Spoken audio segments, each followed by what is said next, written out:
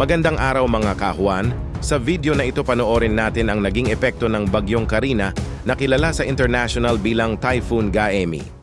Ang Bagyong Karina kasama ang pinalakas nitong habagat ay nagdulot ng malalakas na ulan sa iba't ibang bahagi ng bansa na nagresulta sa hindi madaan ang mga kalsada dahil sa matinding pagbaha. Libu-libong residente ang nakahanap ng kanlungan sa mga evacuation center, parking lot ng mga mall at maging sa mga pribadong unibersidad. Nagsuspinde ng klase sa lahat ng antas at trabaho sa gobyerno, samantalang ilang institusyon, kabilang ang mga bangko, ay pansamantalang nagsara dahil sa masamang panahon. Idineklara ang state of calamity sa Metro Manila na nagpahintulot sa pagpapalabas ng mga pondo para sa mga operasyon ng tulong, pag-freeze ng pagtaas ng presyo ng mga bilihin, pagsuspinde ng mga interes sa utang, at pagpayag sa mga importasyon at donasyon.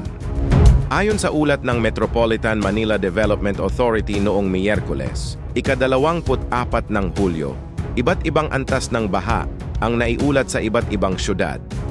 Ang Maynila ay nakaranas ng baha na hanggang gutter, habang ang Quezon City naman ay hanggang dibdib. Nagsimulang tumaas ang tubig sa Ilog Marikina ng 15 meters, 5:33 ng umaga, lumampas sa normal na antas at nag-trigger ng unang alarma o prepare. Umabot ito sa ikalawang alarma o evacuate, 6:46 ng umaga nang lumampas ang antas ng tubig sa 16 meters. Patuloy itong tumaas at umabot sa ikatlong alarma o forced evacuation, 10:15 ng umaga nang lumampas ito sa 18 meters. Umabot ito sa pinakamataas na 20.7 meters, 4:40 ng hapon. Naibaba ang mga alarma sa Ilog Marikina matapos itong bumalik sa normal na antas na 14.9 meters, 3:00 ng hapon kinabukasan. Naglabas ang MMDA ng isang flood gauge na may kompleto ng mga sukat at accessibility ng mga daan upang matulungan ang publiko na matukoy kung gaano kataas ang iba't ibang antas ng tubig at makagawa ng mga kaalamang desisyon mula rito. May 3 kategorya batay sa taas ng karaniwang tao at sasakyan. Hindi madaanan ng lahat ng uri ng sasakyan.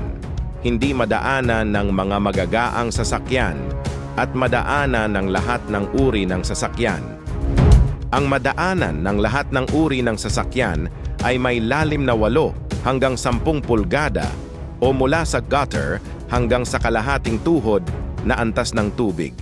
Ang hindi madaanan ng mga magagaang sasakyan ay may lalim na 13 hanggang 19 na pulgada o mula kalahating gulong hanggang sa tuhod na antas ng tubig. Ang hindi madaanan ng lahat ng uri ng sasakyan ay may lalim na 26 hanggang 45 pulgada pataas o mula gulong hanggang dibdib ng tao na antas ng tubig baha. Gaano kataas ang baha sa inyong lugar noong panahon ng walang tigil na ulan?